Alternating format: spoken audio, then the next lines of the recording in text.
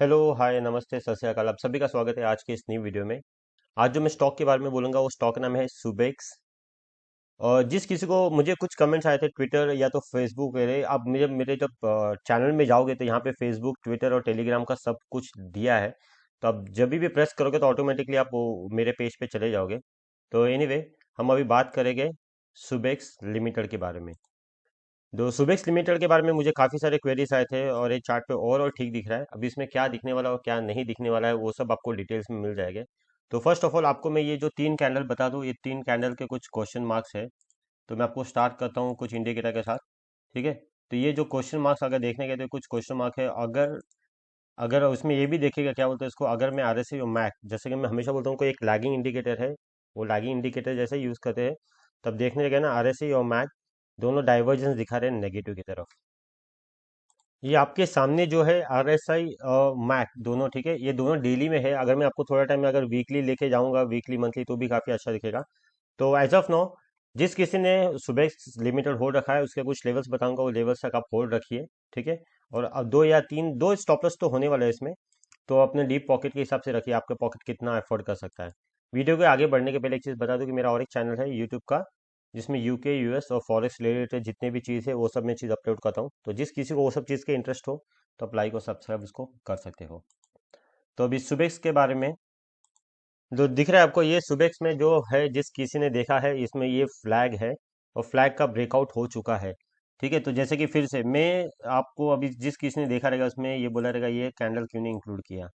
तो ये candle include इसलिए नहीं किया, जब भी आप ट्रेंड लाइन ड्रॉ करते हो, अगर मैं ये कैंडल को लेने जाऊंगा तो मेरे काफ़ी सारे जो कैंडल्स है जिसको मैं कनेक्ट करने जाऊंगा वो मेरे कैंडल्स रीच नहीं हो गए।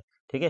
तो इसलिए मैंने ये कैंडल को मैंने अवॉइड किया है। फिर से जैसे कि इसके पहले की वीडियो में भी पूछ रहा, कैंडल आपको मैक्सिमम काउंट करना है। अगर मैं इसको लेने जाऊंगा तो मेरा काउंट नहीं होगा, तो ये कैंडल मैंने अवॉइड करके रखा।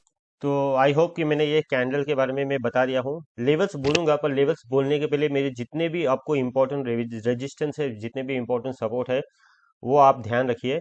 और इस वीडियो में काफ़ी दिन के बाद एक मेरा एक इंटरेस्टिंग सा रीडिंग है, क्योंकि सुबेक्स के बारे में मुझे काफ़ी सारे क्वेरीज आए हैं सुबेक्स के बारे में। तो सोचा हूँ कि बता दूँ कि जिस किसी ने होल्ड रखा है उसको कैसा दिखने वाला है। तो वीडियो के एंड तक रहिए, इसमें एक इंटरेस्टिंग सा रीडिंग है जो मैं आपको थोड़ी देर में शेयर करूंगा। पहले मैं बाकी सब चीज़ बता दूँ आपको। तो सुबेक्स लिमिटेड के आपके सामने है मंथली टाइम फ्रेम। ठीक है। तो इसमें वो दिख गया रहेगा जो मैं आपको मेरे आईआईएफएल के बारे में, मैग्मा फिनकॉप के बारे में, और भी कुछ स्टॉक्स है जो काफ़ी तगड़े ब्रेकआउट हुए हैं और काफ़ी चीज़ होल्ड रखा है। तो जिस किसी ने नहीं देखा रहेगा, मैंने आईआईएफएल के बारे में रिसेंटली, आपको दिख रहा है यहाँ पे मैंने 27 फरवरी को आईआईएफएल फाइनेंस के बारे में पार्ट 2 दिया था। अभी मैंने जस्ट मैग्मा फिनकॉप के बारे में भी देखा है। तो जिस किसने आईआईएफएल और मैग्मा फिनकॉप, जिस किसने होल्ड रखा है होल्ड रखी है।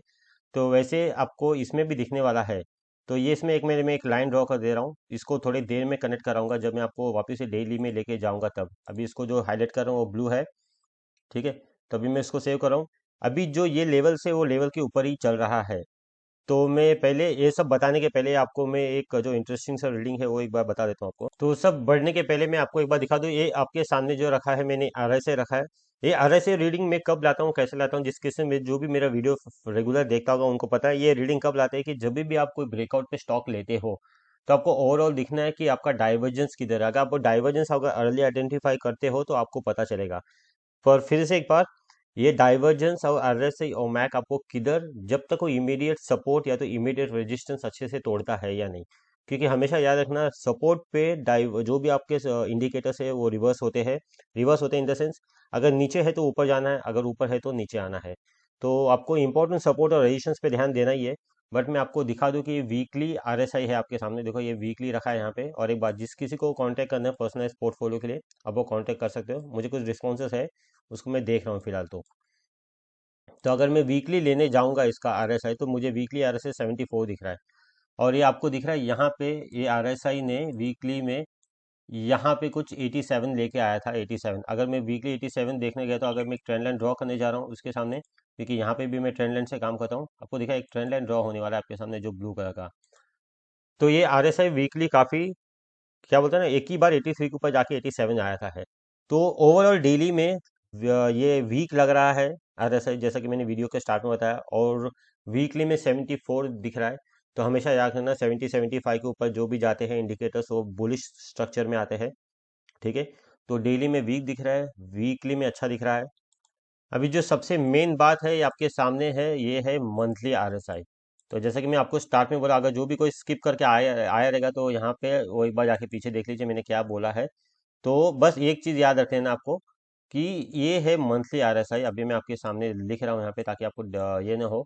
तो जो मैंने ये ब्लू ट्रेंड लाइन ड्रॉ किया था वीकली में, ये अगर मैं इसको लेके जाऊंगा मंथली के हिसाब से तो ये मंथली में काफी ऊपर चल रहा है, और ये काफी बोलते हैं ना, ये काफी हाई है, ठीक है। तो अगर आरएसआई का कभी भी आप ट्रेड करते हो तो इसमें भी एक ब्रेकआउट जैसा होता है, वो मैंने बहुत रेयरली यूज करता हूँ क्योंकि मैं मोस्टली इसमें जाता हूँ। आपको दिख रहा है यहाँ पे, दिख रहा है यहाँ पे है। तो जब यहाँ पे आपको आरएसआई मिलता है, कहाँ पे, जहाँ पे मैंने अभी एक ट्रेंड लाइन ड्रॉ किया है, तो ये आपको डाइवर्जन समझ में आता है। तो इसके साथ आप मैक भी ले सकते हो। अगर आपको मैक देखना है तो मैं आपको मैक भी दिखाता हूँ। ये मंथली है आपके सामने, ठीक है। तो आपको दिख रहा है यहाँ पे, अगर मैं मंथली लेके जाऊंगा तो मंथली ये जो आपको दिख रहा है यहाँ पे, ये जो मैक है ना, मैक काफी सारा काफी फ्लैट है। तो आपको एक आरएसआई होता है जहाँ पे आरएसआई में ये कर सकते हो आप क्या बोलते हैं इसको, देख सकते हो कि मेरे को आरएसआई कैसा दिखने वाला है। बट एनीवे, ये सब वीप्स एंड बट्स की बात है। अभी हम बात करेंगे लेवल्स के, जो प्रॉपर जिस किसी को टेक्निकल नहीं पता तो लेवल्स ही ज्यादा ध्यान देते हो।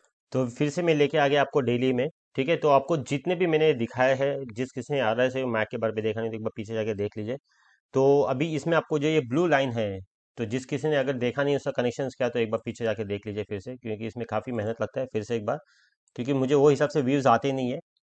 बट एनीवे, तो अभी रहा सवाल कि इसको हम अभी करेंगे क्या, मतलब कौन से लेवल में लेना है। जिस किसी को लेना है वो अपने रिस्क के हिसाब से ले सकते हो, क्योंकि आपको पता है ये सुबेक्स काफ़ी रनअप हो चुका है। तो फिर से रनअप हो चुका है इसका मतलब ये नहीं कि स्टॉक में ले नहीं सकते, ले सकते हैं विद मिनिमम रिस्क।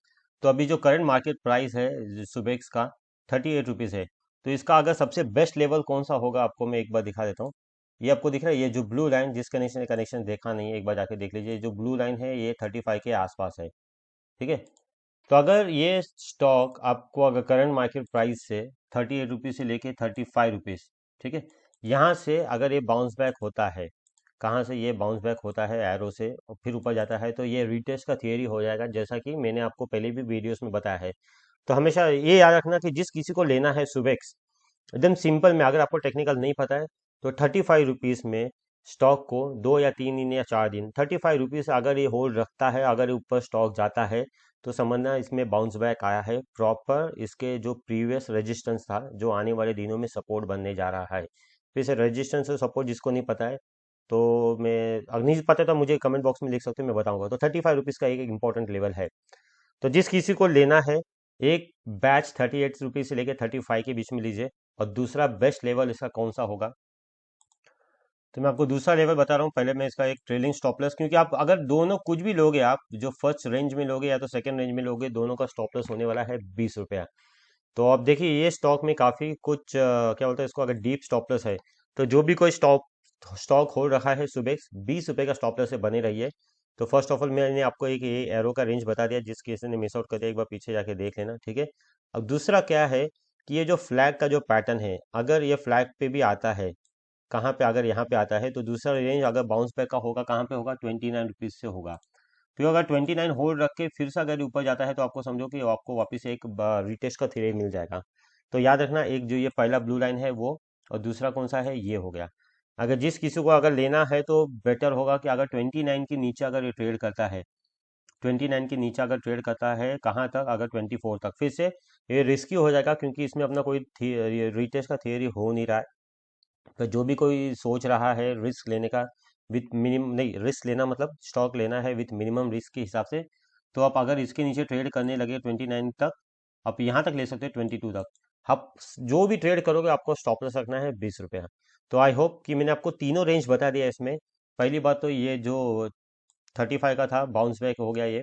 बाद में दूसरा जो फ्लैग का था, इसका एक बाउंस बैक हो गया, अगर तभी भी आपको नहीं लेना है, क्योंकि स्टॉक में जितना कम रिस्क के साथ लोगे उतना अच्छा है। तो ये तीसरा यहाँ का रेंज। तो ये सब तो बाई के लेवल्स हो गए।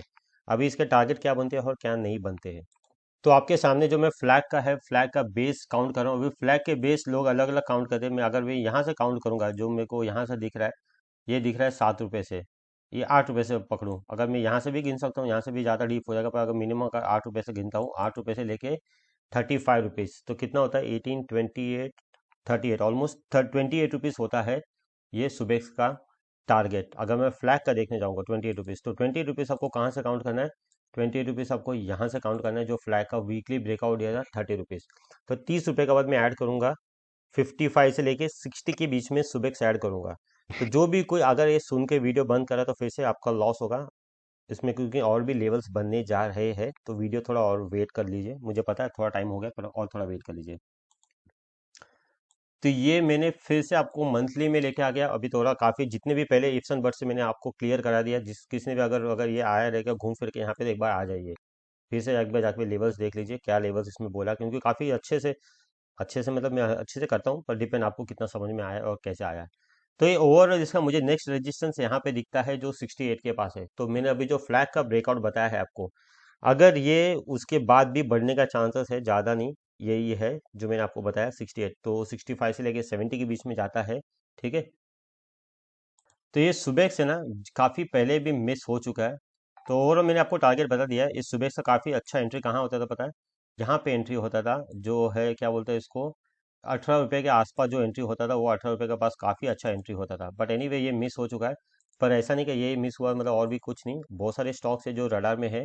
जिस किसी ने नहीं देखा तो एक बार जाके देख लीजिए। तो आई होप ये वीडियो आपको पसंद आया रहेगा।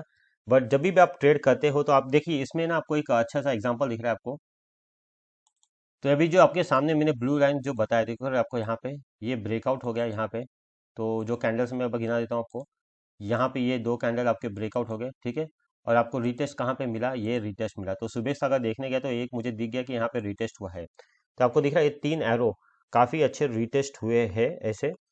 तो अभी मैंने ये सब रिटेस्ट का थियरी मैंने काफ़ी डीप में बताया। अगर कोई भी वीडियो स्किप करके यहाँ तक आता हो तो एक बार पीछे जाके जरूर देख लीजिए।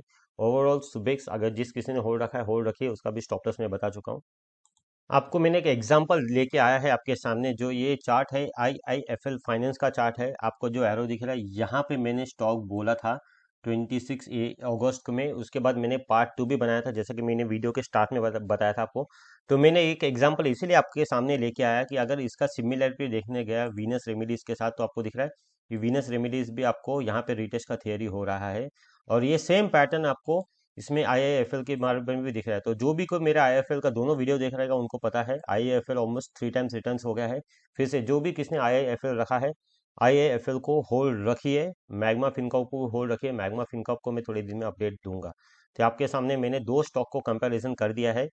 तो आई होप आपको समझ में आ गया रहेगा। आपका अभी डिपेंड है आपके पास कितना डीप स्टॉप लॉस हो सकता है और क्या नहीं हो सकता है। फिर से ये मेरा नया यूट्यूब का चैनल है और ये मेरा डिस्क्लेमर है। तो एक बार जिस किसी को वीडियो पसंद आ रहेगा, ये अगर ऐसा लग रहा है आपको ये सही में आपको वर्क कर रहा है मेरा जो भी काम, तो आप मुझे डिस्क्लेमर एक बार जरूर पढ़ लेना और लाइक और सब्सक्राइब करना ना भूलिए। Thank you.